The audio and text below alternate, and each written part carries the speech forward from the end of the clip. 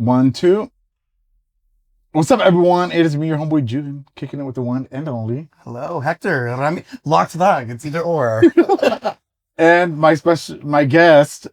What's your name, sir? I'm Matt. You're gonna give out your real name? Okay.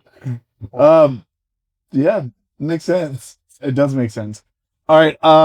Today we have Hector Ramirez, Locked Thug. We're gonna go ahead and get into a multifaceted conversation with him. We're gonna be talking about politics. We're gonna be talking about the gay agenda. No, I'm joking. Why not? Corn. We're gonna be talking about gay love life. We're gonna talk about relationships, all of that. So yeah, hope you guys are ready for this ride. All right, go ahead, Manny. First question. Can you tell us a little bit about yourself? Yeah. Well, first of all, I'm always ready for a ride. Oh, I got to go ride in their van. It was great. It was a great time. Let's start there. Yeah. No, I'm originally from Albuquerque, New Mexico. Yeah. It's interesting because when you ask a lot of people, not very many people say New Mexico. Right. But I'm from New Mexico. I was raised. There were 7 of us in my family. My dad's a military vet. My mom is a devout Christian Catholic, and so to have like a gay son like me that is so open and proud, it's been a very interesting, lifestyle growing up. But yeah, originally from Albuquerque, New Mexico. I was president of Albuquerque Pride back home. This one. A big gay rights activist. I eventually ended up having dinner with the Obamas at the White House. Mm-hmm. And so that was kind of a huge deal when I got to do that. Side note, I invited my dad. This is how much of a Republican my father is. I said, Dad, I got an invite, the official invite to the White House. Right. And I said, Dad, let's go. I figured, hell no. He was like, I ain't gonna go, meet the Obamas. But I got to do that. I was appointed by Governor Richardson to the Higher Education Board in New Mexico. So I started a 2-year term on the Higher Ed Board, and I got to really look at the way our young people are really taught and educated in our higher education. And at the time, the big hot topic was, do we do online courses or not? I was a big proponent of that because I always felt like, but now I'm like, everything's online. Yeah. And then I also did a documentary with MTV. It was called Latino Beginnings. Nice. Yeah, when I ran for student body president, a gentleman named Norman Green came down. Him and his wife were part of the folks that did that big Tupac Shakur documentary that won a couple of Emmys. But they came out and they filmed my run for student body president at my university, and it aired on MTV, but it also aired on Logo because the Logo was just launching. It was just launching. Yeah. And so I was with my fraternity brothers one night, and they were looking for talent for this new thing called Logo. And that was the time when we were doing like Real World, you wanted to jump on it. So I was like, I'm going to submit my stuff. And I kid you not, 3 months later, I get a phone call from New York, and they're like, we're really interested in your story. So then they flew out and they did the story, and it kind of catapulted me into this world of gay rights activism before I really went into anything else. Yeah. It's amazing. Yeah. I forgot to ask you this last time on the van. Mm-hmm. A lot of people asked how many tattoos you had. I totally forgot to ask you. I've never counted them. Yeah. I guess I should count them. It's a lot. My first one it says faith, courage, and love. Okay. And this was around the time that I really started to come out and to talk openly about what it was to be a gay male, a Latino, a Chicano gay male. And then I realized the struggle that came with it. And so faith, courage, and love was kind of the first, what I really, really wanted to give out in my life, and really show other people that you can still have faith, you can have courage, and you can still show love at the same time. My favorite one is my back tattoo that says purebred, just because it's kind of... We're going to put a little picture right here. Because it's kind of piggy, and there's still like that element to me where I kind of like to push the limit a little bit. And so, yeah. But tons. I also have Bible scriptures all over my body too. I've seen all your tats. Yeah, I'm sure those that are Christians love my my tattoos. That's kind of funny because you said purebred, right? My first thought was like white nationalism. Oh God! Why would you? Okay, don't they? Purebred? That's what they think, right? Well, this got real fast. No, so turned right real fast. So a lot of the times what I've seen online is like when you have these Nazis, like this group of people that are like predominantly from an European background, and they think like white is like, right, it's like the top race in the world. They do have tattoos or purebred, but it's funny because yours has a different meaning than theirs, but it's the same. Yeah, it's the same thing. So I wonder how that. Well, we're reclaiming it, bitch. Okay. We're gonna take all the loaves of bread to get pure bread. That's what we're gonna do, guys. Okay. What? Go ahead, man. I want to know, because it sounds like you had a lot of like a higher education. You did a lot, right? What was that point where you were like, you know what? I'm gonna go into the adult industry. Yeah. I get that question all the time. And I think people back home see me now and they're like, what happened to him? But I think I manifested this from a very young age. It's interesting concept that the right, and not to take everything into politics, but they often talk about how like we groom these kids to be X, Y, and Z.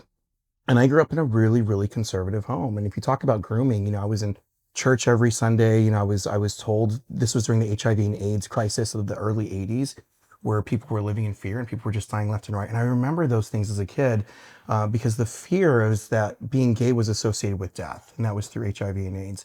But I also remember being exposed at a very young age to television. And at the time, I remember watching TV and seeing two strippers on television. And I don't know what it was. I don't know. Like I was glued to it. So then I remember as a kid, I would like go get my little like tidy whities and color them because I wanted them to be like a thong. And I would be like this little stripper in my room. I mean, I did this as a kid, right? Yeah. Not really knowing any better. I think just being a kid, but for some reason that really triggered something in my mind. And I just grew up and I always said at some point I want to do porn. And in fact, I was talking about this with a friend the other day. I didn't even think about this. When I was like 18, I went into an adult bookstore and I read, you might remember this, not that I'm dating him as old or anything. But we didn't. I'm 23. Yeah. But AOL was hot at the time, right? Like, and you have to like plug it in and like, all that stuff. But we didn't have access to the internet kind of like what we do now. We didn't have the phones. I mean, you may have had access to the internet, but you were going to a library or a public setting. No. And I remember going into an adult bookstore and going to the porn section or corn section and whatever it is you have to call it here. Talk about freedom of speech in this country. God bless. And I went in there and I wrote down all the addresses from all these producers. Yeah. And then I went to a Xerox machine. I got my pictures. Yeah. And Xerox my little like pictures and I mailed them to these companies when I was like 18. Now I eventually didn't do it. I was a lot younger then. But I manifested it for sure. And I remember thinking about it, talking about it, and I didn't know if I would ever actually do it. But life happens and I eventually got into it, I think, at an older age when the timing was right. And I'm happier now that I didn't do it when I was younger because I think that there's a lot of mental health concerns that go around when you're giving so much of yourself spiritually and you're connecting with people in that sexual way that I don't know if at a younger age I could have been able to handle it quite as much as I do now, which is why I think it's so important that as young people are engaging adult entertainment that we talk about mental health issues and concerns. But that was kind of how it all happened. I really feel like I manifested it and I grew into it, and so I love it. What's one piece of advice you would give to your younger self as a 18-year-old, trying to navigate this gay world or, gay lifestyle? What would you tell yourself if you could? All right, I'm stumping the girlies already. No, goodness. You have to love who you are. And I think that so many young people, especially in my generation, and I'm not sure what it is in a younger generation, but certainly, okay, you're still younger than me. I'm not by 2 years. No, but I think that when you grow up, especially in the 80s and 90s, we grew up at a time when Christian evangelicalists were really at a height. And you really didn't live in a society that you live in now. I mean, I remember when Roseanne Barr had their first gay character, and it was like, holy shit, in my home. It was like World War fucking 3, 4, 5, 6, because it was like, how dare them put something like that on television? Yeah, Roseanne it's a Barr. TV show, Roseanne. Yeah. He did not. She's a Trump supporter now, and she did like a rap video recently. He did not. Yeah, Just to ask who Roseanne Barr Oh, is. yeah. Yeah, he did, and yes, she did with cornrows. Crazy. Anyway. A little picture of Roseanne. Okay. Do you know who Boy George is? No. Oh, for fuck's sake. Come on, chameleon. These are the icons I need people to remember. Well, not Roseanne's an icon. But at the time, it's crazy to see where she's at now, because at the time she had that. But if I could go back and tell my 18-year-old self something, it would be like to take out all of the noise that is from your family, from the churches, from the schools, from the communities, things that you're seeing on television, and just to really embrace who you are, and not just embrace who you are outside, but to really look internally, what makes you the person that you are. And one of the things that I grew up now as an adult is that I'm like a very kind person, and I love to celebrate other people. I love to engage. I love positive energy. And when I look back on my life, those are all things where they tried to dwindle that light. I think society did, my parents did, my family did, because this portion of the fact that I was gay was just so disgusting and to these folks that they would have done anything to just wipe out that light. and and I'm so grateful that they were unable and they didn't obtain that part, because I am today who I am because of that, right? But I think if I could go back and tell my 18-year-old self, is that it's okay to be who you are, and to love who you are, and to look internally, and to just live with who you are, but walk in your greatness and walk in your light despite everything else. But it's hard when when you're full of light, but the world around you is pure darkness, and you're trying to spread light in this world of darkness, and it's hard because you feel a little bit captive. But yeah, if I could go back to my 18-year-old self, it would be that. That's a tough question because there's a lot of deep personal thoughts that are connected to it. Of course, yeah. That's where we're going deep. Yeah, apparently. I've been going deep for a very long time. Let me see. Out of all of your collabs that you've had, who was your best collab? Oh, what's his name? Jared Shaw, I think. So I don't know what I can say. I wear chastity. Chastity's kind of like a kink of mine. Are you into chastity? I've never like engaged in all that, but he should get locked for like a week. I just want to. There are, a lot of guys who come on the van that are caged, and I'm totally cool with it. There are guys who, tell me about it, but I've never really done a full deep dive or full deep conversation. We've had a little conversation on the van, but off of a filming. Like, what are your thoughts? Do you think that it's like? I mean, I got to be careful with what I ask because I don't want to be on the spot. Like, is it like not awkward, but is it like different? Like, do you think? No, not at all. I mean, I totally am down for it. Yeah. I do understand the dynamics of the master and slave dynamic. And yeah, I think it's hot. I definitely feel like if someone has a master and they are told to do something, they have to do it because there's that trust there. There is that bond that is unbreakable. Yeah. And no one really can come in between to try to disrupt that. Yeah. And I kind of feel like, whatever floats your boat, baby. And I'm here for it as long as everyone's safe and, it's totally cool about it. It's consensual. Yeah. Okay. Yeah. Okay. It's like you're not. Let's be a little specific here. What kind of master thing we're talking about? Wait, before more people might not know. Before we dive into that, let me just answer the question really first. So I was doing this scene. It was a group scene with in Florida, and I can't remember his name. I know if I mention these names, you would know exactly who they are. But it was a bunch of different content creators, and I was on the swing. Have you been to the leather? Have you ever been to the leather? What's it? Lamas? Yes. Yeah. I knew you. Yeah. He's that guy. Like that's what he does. He just organizes like group events everywhere, right? Yeah. And so, but I was there, and I was at the leather. They have like a leather like hotel or something there. Anyways, that's, the gathering. Yeah, something like that. So, anyways, I'm getting pounded out, and like this guy is just like going at it, right? And I'm in my chastity device, and I just started like coming everywhere. Like it just kind of, and I had never, I've like done that, but I've never actually like been like just full on it's coming out. Yeah. So although I have been with lots of really, really great people, that would probably be at the top just because it was just so like, holy shit. Yeah. It was kind of an out of your mind experience. That's why I tell people they have to really experience like this bullshit of like, oh, sex is so bad. It's sinful. It's dark. I'm like, what the hell, man? They've clearly never had their prostate yet. and now, who was your worst collab? I'm trying. He's gonna say the van. No, it's interesting. Sometimes people get really nervous. They get super excited to collab with you, and they followed you for a long time, and then you meet them and they get really, really nervous. And so sometimes that's a little hard. And no matter how hard you try to like to calm the situation, or like I give them weed and I'm like, you just smoke a little bit, those ones, right?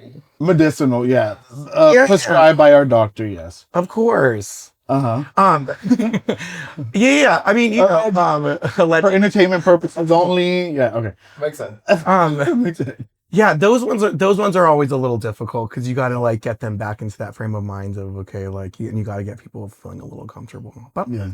really had like a bad experience. I will say that when I'm with folks that have done this for a while, what I do enjoy about it is that it's really professional. Yeah. You know, you get in, you talk for a little bit, you bang it out for like an hour, a half hour if it's good content, and then you're good to go. It's that's I think that's a good part. Period. Okay. Yeah. And now let's Master slave. We could go back to the master slave part. a little bites in for So Instagram. I want to go back because you said a couple of things, right? You said the device, the chastity device, right? And then you said like that you don't understand why people are like, oh, intercourse is bad, right? But isn't the whole purpose of that device to keep people from having intercourse? Well, Well, that's where'd you find this guy? That's actually a really great question. But if you're looking at intercourse as only being hard and ejaculating, well, then I think you're looking at sex kind of a really small, minute way, right? If I'm going to turn it back around on you, I think that sex is it's multi-complex, it's multi-dimensional. It doesn't have to just be anal, vaginal, like it's not. I mean, it's multi-complex. So sex can be 100% you're locked and you're still getting stimulated through your prostate and ejaculate, and wouldn't that still be considered sex though? Technically, yes.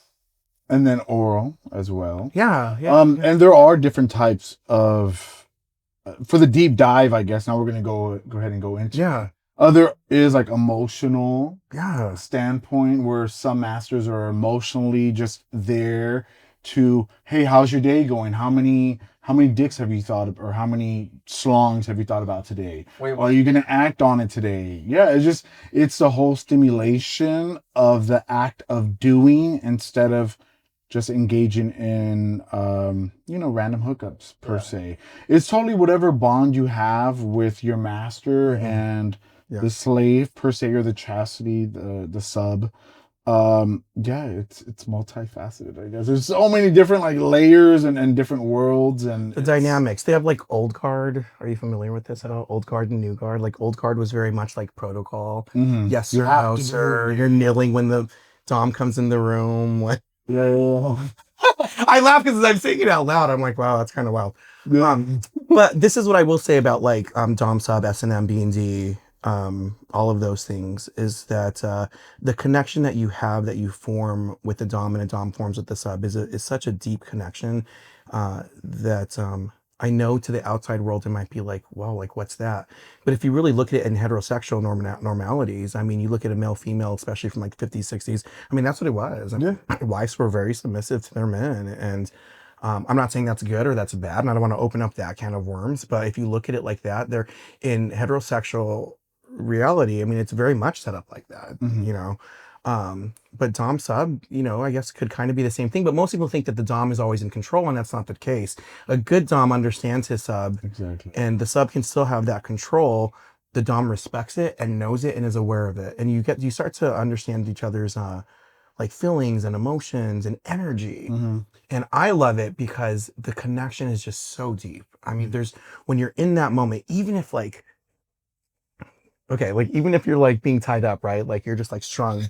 I know, right? Okay, that's a good shit. Okay. Yeah. But go ahead. I mean, I have found myself in a couple of predicaments where like I'm in this, I like fly out to meet this guy, I'm like in a dungeon. I don't think about this watching. Like I don't even know this guy. I met him like on this site, right? Right. Makes sense. But if you can get to the point where you can really go to that frame of mind, and if you're just like they're tied up and like let's just say they have a paddle or a whip or something, and you're being beat with it, right? Like it's this weird intense feeling that you get because it's a connection that you two are having. And lots of people may not understand it, but it really is one of those really deep connections. And when you do it and if you enjoy it, you get it. Yeah. What is your safe word, if we can ask? Oh, I have no say. I'm just kidding. I better not put that out there. I don't know. I don't have like a key safe word. Blueberry. Well, it's right? important that we talk about that, right? Because I think a lot of people don't really make that, Consent. like, That's yeah. always Yeah. one of the hot topic issues in filming and just even in general. I feel like consent is often overlooked whenever you are filming, Yeah. whenever you are engaging in sexual activity with other people. I feel like a lot of people, oh, they're just corn stars, they're just, they don't know what they're doing. But a lot of times you have to have some sort of safe word so that everyone is chill and they know, okay, let me bring it down a notch. Let me reset the stage and let's go ahead and continue. Yeah. I mean, I've had friends pass away during like scenes. I'm gonna say that it was on camera, but certainly their kink got in the way of it. I mean, I had one friend who, and I won't say his name obviously, but like, he liked to get choked out, and he was doing poppers and getting choked out, and it just happened. And so I don't think that these are things that we should shy away from when we talk about S&M and Tom Sub and these types of and kinks, because I think that they're there and they can also be scary if we're not careful. Oh yeah, for sure. So a safe word is a powerful thing. I don't know what my safe word would be. I don't know. So people like to be choked? Yeah. What is it? Asphyxiation. Yeah. I don't know the correct term. I don't get. That's a kink. There's lots of kinks I don't get, but I don't know if I'd want my life. I mean, coming to a close end. But for some people, that's their vibe. That's their energy, and you're just like, holy shit. But I wouldn't do it. All right. Any other questions, Manny? Let's go ahead and switch it up. Okay, so I want to talk about because you mentioned you come from a very religious background, right? Very religious family. As a Latino myself, I'm not sure if you're also experience this, but it's very like Christian or Catholic, and it's very like conservative, very like they have the chancla, right? Like it's very like your curfew is like sunset, things like that. Do you feel that that has affected your perspective on culture and in the gay world? I want to be very clear though. I think that it's both positive and negative. My upbringing with my Catholic family was very strong. I think that we have the values that were instilled in me as a child are very strong. I believe in family values. I believe that a family unit should stay strong and should stay together. I believe that families should eat together. I believe that families, should go to school, there's a certain level that I think that in Latino culture, especially when it comes to Catholicism and faith, that are very powerful tools for all of us. And those are things that I would never take away from my life. I think that they've given me the core values of being a good person and doing that as I've grown up. And so I don't want to take away the good aspects of what it is to be a Latino and be part of that, kind of community. It is who I am. But at the same token, I think that we do a huge disservice within that same community by villainizing so much, because then the very structure that we've tried to create within that Catholicism, within that family construct, you kind of burn it down at the same token. And when you're burning something down like that, you leave the person kind of isolated, trying to figure out like right from wrong, trying to navigate life, oftentimes isolated and alone from the very people that you were raised up, that were supposed to have your back at all costs, that were supposed to believe in you, that this God that you went to church every Sunday for loved you unconditionally, loved you no matter what. And then as you grow up and you're going through puberty and you're going through all these challenges, and all of a sudden maybe you're gay, maybe you're not, the person that raised you up to believe that God was this whole love is now all of a sudden telling you that who you are is wrong. Mm-hmm. And the same family structure that you grew up in, where all of this love was there and you had dinner at the table, and when you were fighting with your brothers and your mom would come in and like be mijo, like just like take care of you, like is now the same people that are showing you the hate. Yeah, exactly. The tables turn real quick. Yeah. And so it's a love-hate relationship. Like, how do you I want to support that, but at the same token, it's also the evilness that comes with it. Why we've had such a high suicide rate within our community, why we have mental health issues, why we have these different distinct things that are happening as people in our community grow up. Yeah. Do you feel that it's a religious problem? Because if you look at an American culture here in the U.S., it's very similar, right? And I feel like that's why a lot of Latino voters voted for Trump, right? Because they see him as like this religious being that was chosen by God, even though if our family saw us behaving that way, they would literally outcast us. Right? Yeah. And that is like the craziest thing about this, right? Because my mom would be like, no mientas, you can't steal, right? You Yeah. can't do all these other things. She'll be like, be nice to people, Mhm. be respectful, treat others the way you want to be treated. And now we have like all of these religious groups, including a lot of like Latino people, saying like, I'm voting for Trump because he represents my Christian values. And I'm like, what values does he represent? Yeah, that It makes makes no sense. sense. Yeah. I think they have a hard time answering that question. Yeah. It's like, okay, let's, the simplest one. It's on the Ten Commandments. Thou shalt not commit adultery, right? Thou shalt not fornicate, whatever. The dude has been cheating on every single wife. Mhm. Right? He had Already on Ivana the and third, Ivanka, like when Ivanka was pregnant or she had just given birth to her child, he was already cheating with Stormy Daniels, allegedly. All alleged. For entertainment purposes only, guys. But yeah, it's like, for example, I know a lot of like a lot of my friends are Latino. They voted for him and they said because I want to protect my daughter. I was like, from who? From the guy that's literally like has been found liable for basically raping. SA. Yeah, SA. Right? The Yeah. dude that literally was going up an elevator and a 10-year-old girl was walking down and he was like, how old are you? And then he was like, oh, I'm gonna be dating her in 10 years. Yeah. Like, Creepy.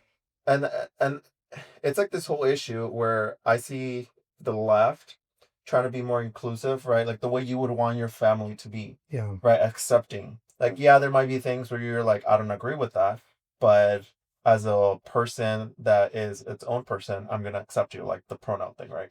Like that. If you want to be a he, she, they, them, like, okay, Yeah. that's you. Like, Yeah. you go to Mexico, and this is like the interesting thing.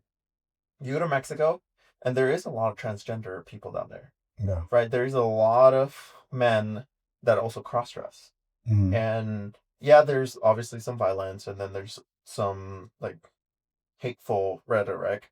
But a lot of the times, you are actually very welcoming of them, and you actually like they call them sisters, or like hermana, or right, like they actually respect that. So it's kind of crazy how on this side of the border, a lot of the time they're just like, no, that's not okay.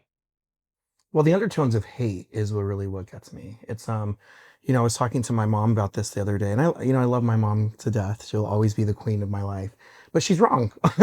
She's wrong in a lot of things. Period. Yeah, she's wrong, and we had this whole conversation about this administration, and she goes, "Well, if God didn't want him to be around, then he would have been shot." When that's If it was this, yeah, when that took place, and I kind of go back and I'm like, that's your reasoning? Like that is it? That is your entrance into hate? Because that's what it comes down to for me. I don't if a person is like you said, if they're transgender, if they want to use different pronouns, if they want to do those things, let them live their lives. It has nothing to do.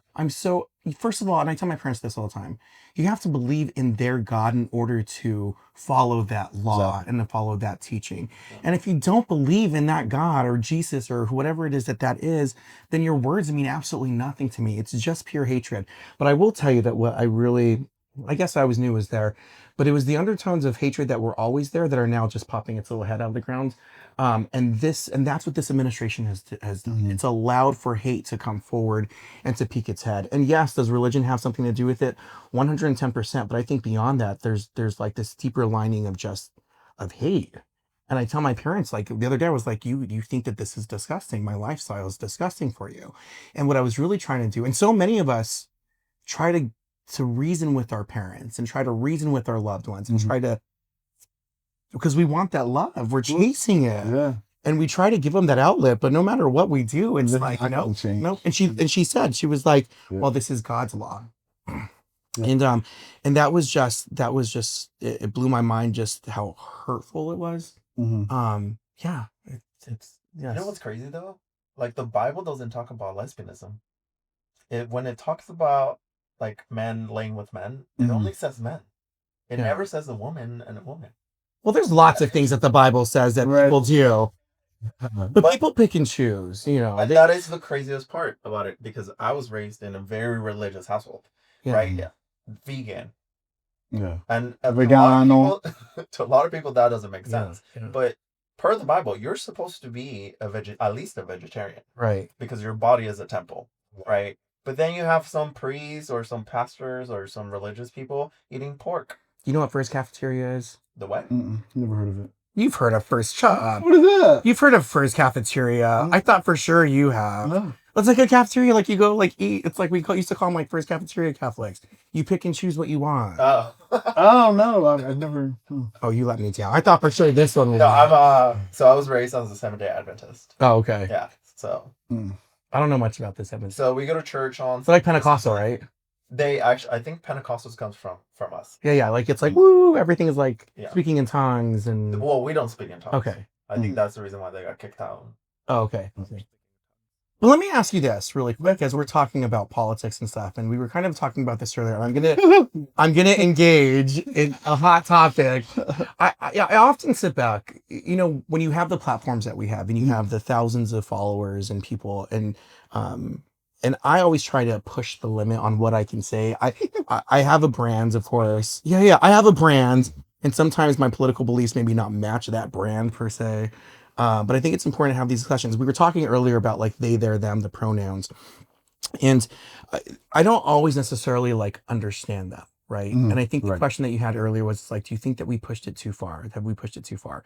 And my answer is always like the same. I think that we pushed it too far in today's political climate because we're in a war, right? In the sense that we're in this political war where we're having these right-wing folks attacking the transgender people, which is like what 1% of the American fucking population, and the NCAA had less than 10 athletes, and they were making the sports their issue. Like it just, I mean, the I don't know what's the word I was looking for, idiocracy, if that's the word, of it all is just, it just blows me away. But do I think that we pushed it too far? I always get pushback from people in the community when I say this, but I'm in the sense that we're fighting this social war to maintain our rights and to keep moving the pendulum. I think that when you cross the lines, not cross the lines, but we have opened ourselves up to ridicule when we start opening up the alphabet, the they, their, them pronouns. Now, me personally, even if I don't understand it, I don't see a problem with it. Like, let people identify as they want. I don't. Exactly. Yeah. I just don't care. It does nothing to hurt my pocketbook. I'm still gonna love you the same. Just love me the same. Respect me the same. As much as I don't care if someone's a Christian and they believe in God. Just don't push your moral and ethical beliefs on me. Yeah. I don't care. Yeah. Don't discriminate against me. Give me the same opportunities, the same right. You know, and I'm good. We're good to go. But because we're in this political warfare, is it time to fight and to argue about all of these pronouns when we're just fighting to exist? Exactly. I feel like we have to reel it back in. I feel like the gay or LGBT, activists that fought at Stonewall, I feel like they were fighting just to exist, right? And now I feel like everyone is just latching on to dumb shit just to get their point across. Like, oh, I'm a cat. Bitch, no, you're not. You're not a fucking cat. Are people actually saying they're cats though? Well, that's what maggots are saying. Okay, but see, you know what I mean? Like, so that's a disinformation that these maggots are trying to spin and add on to the alphabet. Oh, you forgot the letter C because I'm a cat. You know what I mean? Like, and these little maggots who want to sit there and say, oh, well, you're a cat, you're a dog. Man, shut the hell up. No one is saying that. No one is saying that they are a dog or a cat. Like, no one is saying that. And I'm going to interrupt you here, but even if someone said, I'm a cat, it's most likely some high school student. We all went to high school. Remember? Those are the people that get bullied. Remember when Twilight came out? Yeah. Yeah, they're vampires. Yeah. Technically vampires. I get it. Yeah. Oh my God, I'm so old. But. What's Twilight? Okay, so I understand that you guys might think that we need to reel it in, and maybe you do have a point. But I think what happened is the gay community decided to not focus on the actual goal, which was continuing progress, and they kind of just sidetracked and started becoming very cliquey, doing its own little thing, and acting like, oh, everything's going to be fine. Yeah. And I'm kind of happy all this stuff happened. Like now, because I feel like this new generation, all these 18, 19, 20-year-olds, they're finally going to understand what it is to march for gay rights. Whenever we had Prop 8 here in California back in 2007, 2008, I marched for gay equality, here in California. That was unheard of. My family members like, why are you marching for that? Like, why do you want to be married? I'm like, I personally don't believe in gay marriage for myself, but that doesn't but that doesn't mean that I won't allow my other gay brothers and sisters and trans folks to go out there and get married. I personally don't believe in that for myself, but I do believe that other people should have those equal opportunities, you know, and I feel like this is the time to fight, as you said. Yeah. This is whenever this new generation is going to sit there and say, wow, we had it easy. Yeah. Wow, we were sitting on our fucking hands doing nothing. Now's the time to fight. And I'm grateful for that. I'm happy to see what the next generation. Well, and if they don't, then we all fall and die. Yeah. And that's it. No, I'll see you later. That's like and that's the end of the pod. Right, that's it. We're all going to die. That is kind of crazy though, because it was like there was so much progress done, right, by all these people that were literally suffering and trying to just to exist. I mean, gay people, I'm pretty sure it's still happening in certain areas. Oh yeah, they used to get beat up to death. Yeah. Right? If like, you were holding hands would have done the bend, I've heard stories where it's like these people were bullied, these people were basically lynched, etc., right? And it's like movies have made it seem like it's like, oh, such a long time ago, but it wasn't. I mean, when was Prop A repeal? Or that was recently, that was like in 2008 or something, right? It's not even. I'm bad at math. It hasn't even. It's almost 20 years. Well, look, I'm not that old, but yeah. Well, 2015 was when marriage equality came into fruition. I think 2009 was it. 2009 was when or was it? Yeah, when Matthew Shepard was. Oh, let's say Matthew Shepard. That was 2009. No, that was before. I feel like Matthew Shepard was a while because I remember I had these on TV. He was a white. Was it 98, 99? I think it was. Yeah, let me look it up. Stonewall happened in 64. Let's be clear. It was a cross-dresser or transgender? Trans. It was a trans person, right? Too. It was 1998. Yeah, it was 98. Yeah. And then 2015 was when marriage equality ended. I think Don't Ask, Don't Tell was reversed in 2009. I think is what it was. Yeah, because Gaga was around and she was doing stuff at that time. But but this is the thing. When you talk about the cats, it's hilarious, right? Because I want the viewers like to understand that like it's not because people get real passionate about this shit. Like people will go like, if they want to be a cat, let them be a cat. Have there been any stories that have come out like of that? No. I have not seen like a hardcore story of it, but the problem is that because we've become this community of we're accepting everything and everybody, the right then has the opportunity to put a lie out like that and people believe it because we're out there screaming all of these different things. And that's where I think that we have lost focus on, like you were talking about, on the direction that we're going. Now everybody thinks that we do this upward, graph of like, we're doing this, everything's going great, but it's not. That's never how society has worked. You kind of go up and you fall off and then you have to come back on and you have to fight. Look at African-American civil rights, for God's sakes. We're still fighting for them to be seen, for them to have equality. Women's rights are the same thing. We're still fighting for them to happen. But what happened was that we had a couple of really, really great years when we had the Obama administration come into play. And there was this level of, oh my gosh, we can do this, we can do that. We're turning things, we're making things different. And while we're cooking and we're doing all these other things, all these other people were like in the background, just like getting angry, waiting, upset. The teabaggers, as they called. Yeah. And so when Trump kind of came out of the woodworks, I think all these people were just waiting. Gravitate. Yeah. And you can see the energy that they dispel now, because the energy that they dispel now is just pure hatred. Yeah. And it's almost as if they sit in glee of it, and that's the scary part. But where we go from here, who knows? I don't know politically where we go from here. I don't ever want to tell somebody to look. I was a huge gay rights activist in the 90s. This was before marriage equality. This was before Don't Ask, Don't Tell. There were lots of things that we were doing, and I was in a state in New Mexico, which was blue, but it was still very much very scary because it was blue, but they weren't voting for gay marriage. They were very, very anti it. And like we were standing up and we were protesting, and there were times where I had to wear a bulletproof vest.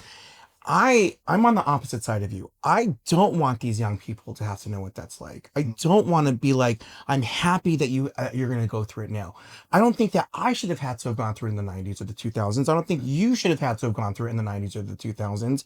And you shouldn't have had to have gone through it whenever you grew up because you're still a baby. But I just kidding. He's 35. Yeah.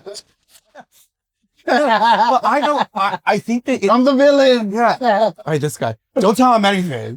No, but I don't want to see our young people have to be engaged in the fight just so they can exist. Yeah. I think that as gay men and gay women and whatever you identify as, right? As I roll my eyes, we were raised in the society that we're fighters. Gay men and gay women, we're fighters.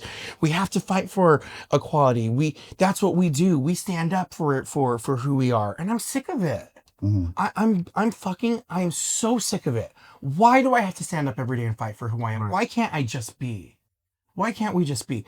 And that's what pisses me off. I have, straight brothers and sisters, and they got to go to prom. They got, people look at us like, well, what's wrong with them? Well, fuck. When you couldn't go to prom when you were 16 years old, when you couldn't live your life as an adolescent the way most adolescents were living their life, when you were told that you were going to go to hell when you were 17, 18, 19, what the fuck do you expect for us to be when you grow up into an adult?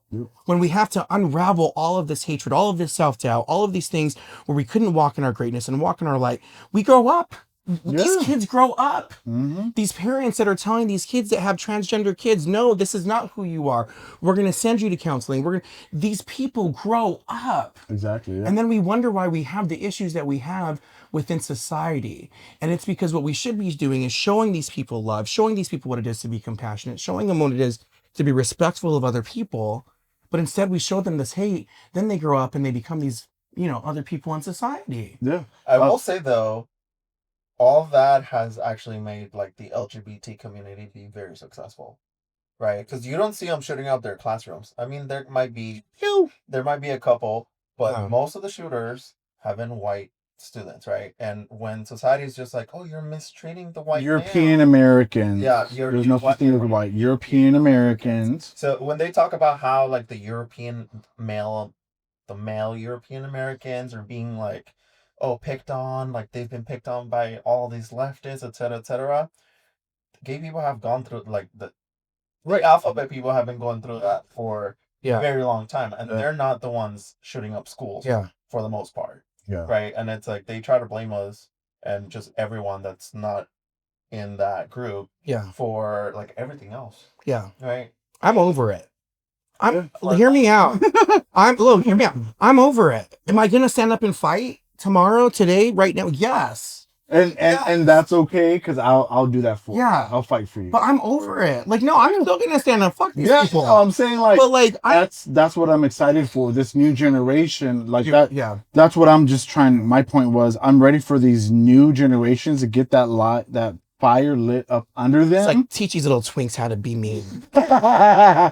You know what I mean? Like they need to fear their rights being taken away. Now that's super scary to say, but it's the truth, because I never had those rights. I never had that equal utopia world that, hey, you can get married today if you want. You can fall in love as an 18-year-old guy and marry your boyfriend at the time. That was not a reality for me in my world. You know what I mean? And now these young baby gays are able to do that. They're able to sit there and have that opportunity that I never even imagined. I mean, they can walk outside and hold hands with another man. Well, they could. I wouldn't say you could do it now, and that's the scary part, right? Right. I think the reality that we're living in now is becoming a little bit too real. And the fact that the White House removed the transgender from their websites. They're working. Martha P. Washington is no longer acknowledged as the person that threw the brick. I mean, they're trying to literally erase a whole demographic of this country. And meanwhile, while Doge is out there trying to find whatever they're trying to find money-wise with absolutely nothing to back up Biden, I explain to people, it's kind of like this to me. There's a bird flying, and you have all these Republicans that are watching this bird fly by, and they're doing all of these things, and they're sidetracked. But when that bird lands, the bird is going to have no food, no water, no access to healthcare. There's going to be nothing. And when that bird lands, we're all screwed. And while they were watching this go by, we're cooked. We're done. And then at that point, is it too late? And so that's the scary part. And so that's where I think young people need to wake up. But I also think that it's up to people like us. And I know you're 35, and I'm not saying that you're like a baby. He's 35, y'all. But we do need to engage younger people more. That's why I appreciate you that you're starting this podcast and they're doing it because we all have a following, and I think that we all have an obligation to educate and to rally the people and to inspire folks, to remind them of where we came from, and the direction that we could be headed if we don't stand, and also that we have to be fearless. This is really people, especially the younger generation, they may not be used to this, it's a little bit, it can be fearful, but you've got to take that fear and you've got to put it into anger, and you've got to put it into whatever that stance looks like for you. Meaning, if you don't want to go to a rally, if you don't want to be the public face of it, then call up your lawmakers. Begin a conversation with somebody that you can feel safe around, that maybe disagrees with you. That's where it starts. Maybe not with the mega Republicans, but maybe a Republican that is willing to at least hear you out. But you have to start that conversation. Unfortunately, I think that right now things are happening so quickly and so rapidly that I don't know if we have that time. Let's switch up gears. We do want to talk about masculinity in the gay world. How do you feel about it? Masculinity? Wait, I'm going to interrupt you here. Because what I really want to talk about is Republican, like MAGA. You know what? Republicans and MAGAs are different people. Let's state that out there. They're not the same people. Conservatives, Republicans, are three different. There's this whole... Have you talked about masculinity? There's this whole idea behind like the MAGA people that they're masculine. They're the alpha, right? And I know this one guy, and he talks about how he's an alpha, how Trump is an alpha and everything, right? I'm like, that man is not a masculine man. Like, the dude is like the biggest scream queen out there. I mean, Trump and JD Vance both wear horrible makeup. Whoever their MUA is, I need to have a word with you, because I know some girlies that can definitely blend in the mug. Because it ain't working. They need some gays in their life. They 100%. So orange. Look how you look. Like, is it the eyeliner cover girl is not covering up that boy? I did think JD Vance was kind of hot when I first saw him, but now he's not. When he was a Democrat, I thought he was kind of crazy. Yeah, I thought he was kind of cool. Yeah. So, but there's this like idea amongst them that's like they're the man, right? And you see it on TikTok too. Oh, fuck them. Yeah. Fuck them. Do you want to know why? I'm gonna stop you right there. I'm gonna say fuck you to them, because they've never had to live through the adversity that we've had to live through as gay men. The gay men in my life that I know have had to overcome so many goddamn obstacles because of the assholes like that those are the strong men. Those are the ones that are gonna stand up to adversity. Those are the ones that have the courage to speak their mind and to say, no, you are wrong. These pieces of shits, if I might say that, they've hid behind their God, their Bible, their belief system for so long that all they can do is have hate. But you put them in a room with gay men that have been resilient their entire life. I will tell you 110% that the gay individuals will succeed. They're going to come out of it. They're going to be alive, and they're going to be better because of it. And not only that, they're going to respect people more. They're going to love people more because they understand the value of those things. That's what makes a man. A man isn't somebody that sits on his ass and drinks beer all day and talks about females disrespecting them. Donald Trump talks about how he owns Miss USA and Miss Teen USA so he could walk into a room and see them. And I know there's these straight men that are like, yeah, that's my guy. And I'm like, that's what you equivalent masculinity to? Because I don't. I think masculinity to, you open the door for a female. You're a decent person. You're a hardworking individual. You supply for your family. You do all of these things, but then you have this guy that owns a pageant so he can go look at females, who has allegedly, SA'd people we've gone through the court system. Friends with Jeffrey Epstein. Yeah, like allegedly. Where the files at though? That to me is masculinity. Wouldn't you like? Yeah, 100%. I am. But if we're talking about the physical aspect here, right? Like the bitch, look at it. Like, come on out, let's do it on the muscle. Like, put me in a room. I'm gonna look like an MS-13 gang member. You know what I mean? Like, allegedly. Let's put you allegedly with who was that one guy? Kind of short. I mean, all of them. Joe Rogan, who's 5'2". Allegedly, is he 5'2"? Because I saw a TikTok that he was like 5'2", but okay, so maybe he's 5'2". I don't know, but let's think more of like, because he already experienced twink death. Let's think more about Ben Shapiro, right? Ben Shapiro. He's gross. All these twinks, like all these MAGA twinks that keep on talking about masculinity, this, masculinity, that. When it's like, bro, that's a twink.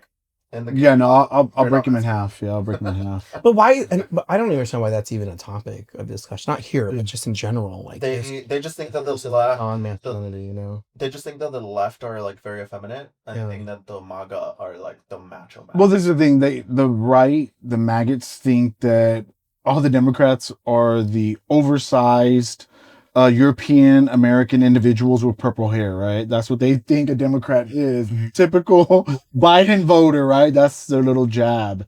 But baby, there's all different types Yeah. of people.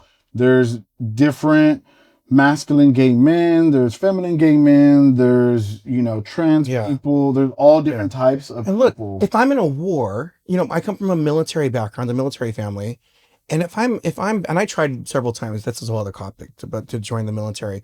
But for them to even want to be kicking out transgender men and women out of the military is just, I sit back because those people are some of the strongest people I have ever fucking met. Mm-hmm. Ever. Can you imagine waking up every single day of your life in a body that you don't believe you should be in, and then having to walk into society and having people tell you that you're an abomination to God, like that you're gross, you're disgusting, but you still get up every day. You still are a part of this community. You still give to this community. Those are the people that I want to go to war with because they get it. Yeah. They weren't spoon fed. They had challenges and continue to have challenges every single day. And you know what? Kudos to the men and women in our service that are gay, that are transgender. And that's what you and I fought for. Mm-hmm. So they could stand there and so they could do that. I may never wear the uniform, but I know that I served my country the very moment that I had to stand up for Don't Ask, Don't Tell to be ended, for our gay men and women in our country to not be dishonorable discharged because they were gay. And that was our service to this country. And I'll be damned if this president or if this Republican Congress is going to come in and say that these people don't deserve to wear the uniform like anybody else. Yeah. Well said. Amen. You want to talk about something a little bit more lighthearted? I know we're coming down to time, but we can Masculinity. change it. Yeah. Sorry, I get so angry. What would you? This is why my ass is single. This is why I do adult entertainment, because I know I can get laid. Outside of that, look, oh, you're a little too crazy. it's funny that you're talking about like singleness, right? But that you're not lonely because Oh, I'm lonely, bitch. Yeah. Okay. Let's talk about the single gay man loneliness epidemic. But yes, let's specify it because there is the single heterosexual male loneliness epidemic, which is because obviously most of them have horrible values and they're not bringing anything to the table. They basically just want a mom. And then there's the single gay loneliness epidemic. Sorry, had a moment there. I was like, there's too many words there. So why do you think that you're single? God. Damn. Why are you single? The first question. What would you tell your 18-year-old self? And now it's why are you single? Why would you hold on? So are you single by Bowie? Right, there we go, yeah. I mean, look, there a plethora of men that I'm sure would date me. Sure. I mean, I have like over 200,000 followers. You're gonna have a lot of admirers, I must say. And every time I'm like, I'm so lonely. I have like every Tom, Dick, and Harry like, oh, well, I offered. And I'm like, do you just think I just like want to date everybody because I'm lonely? No. I'm very much single because I think that there's a deeper interaction for me that I need. I need to know that there's a deeper connection there. I need to be able to communicate with somebody effectively and have these types of conversations. Yeah. And oftentimes people like to put you in a box. So when I walk in a room and I have all these tats, and if I'm shirtless and I'm dumbing myself down a little bit, and I know that I'm an adult entertainer, and then I start communicating, it's like a whole other world that they didn't expect. Right. So I kind of have to like bring people in slowly. But for me, it's very much an emotional connection because as an adult entertainer, you're around sex so much. You have that. You have that. You probably understand this. Like, it's there. If I wanted to go out and get pounded out today, I could. You know what I mean? Like, very quickly. I do the pounding, right? The pounding. Yeah. But what I tell people is that when you're an adult entertainer, I mean, you helped me get pounded out. You got a lot of loaves. This one, as an adult entertainer, though, because you're sexualized so much, you start to value other things outside of just sex, right? And so what I've learned is that I value people more importantly than I value sex. Like, I want to know that you have a good head on your shoulders, that you're respectful, that you're kind, and that you also have that you know where you want to kind of go. You may not have that sense of direction, but I want to know that if I'm in your life, that I'm celebrating you and that I'm going to help you become a better person. I'm going to see things in you that maybe you didn't see, but that you're willing to grow in that aspect. And then also, I'm not enemy number one. That if I'm out there and I'm doing great, that you're going to be my number one supporter, and that there's not going to be this kind of I'm going to try to dwindle that light. So I'm very careful with who I put into my life at that level, because I feel like I have to, at my age, you kind of have to protect that. Yeah. So what would be some coaching? No, not coaching. What would be some advice that you would advice that you would give someone else that says like, I'm a gay male, I'm in my 40s, is that? Sorry. No, Hector is 25. Fine. 25 in cat years. What is that? Times 7, times 8? But what is some advice that you would give someone that is in the alphabet community? There are two things. There are two things that were told to me. And I've said this earlier. And the first one is the biggest one to me, and it's you have to love who you are. Because when you love who you are, then you are unwilling to put up with all of the nonsense that other people bring into your life. Mm-hmm. You know, if you love who you are, then you're not going to allow somebody to keep abusing you and manipulating you and putting you down and making you feel a certain way. If you're not feeling good in a relationship, then why are you in it? Yeah. You know, and I'm not saying that every relationship is perfect and beautiful and you're going to work through things. Anybody that's been in a long relationship knows that it takes a lot of work to do it. My parents have been married. One thing I can say, as much as I can't stand them because they're mega folks and I love them, they've been married for 55 years. Wow.